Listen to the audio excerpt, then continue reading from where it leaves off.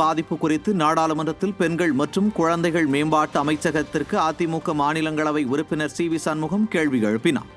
நாடாளுமன்றத்தில் உலகளாவிய பட்டினி குறியீட்டில் இந்தியாவின் நிலை என்ன என்பது குறித்து கேள்வி எழுப்பிய அதிமுக மாநிலங்களவை உறுப்பினர் சி.வி. சண்முகம், உலகளாவிய பட்டினி குறியீட்டில் இந்தியா நல்ல நிலையில் இல்லை என கூறப்படுவதின் உண்மைத்தன்மை குறித்தும் கேட்டார். மேலும் பட்டினி குறியீட்டில் இந்தியாவின் நிலை சரியில்லை என்றால் அதன் விவரங்களையும், பட்டினி அவலத்தை போக்கிட அரசு மேற்கொண்ட நடவடிக்கைகள் குறித்த விவரங்களை வெளியிடவும் மாநிலங்களவை உறுப்பினர் சி.வி. சண்முகம் வலியுறுத்தினார். அத்துடன் நாட்டில் பசி பட்டினியை போக்க ரேஷன் அட்டைதாரர்களுக்கு வழங்கப்படும் உணவுப் பொருட்களின் அளவை அதிகரிக்கும் திட்டம் ஏதேனும் உள்ளதா என்றும், அப்படி இருந்தால் அது குறித்து விவரங்களை வெளியிடவும், அப்படி இல்லை என்றால் அதற்கான காரணங்களை வெளியிடவும் அவர் கேட்டுக்கொண்டார்.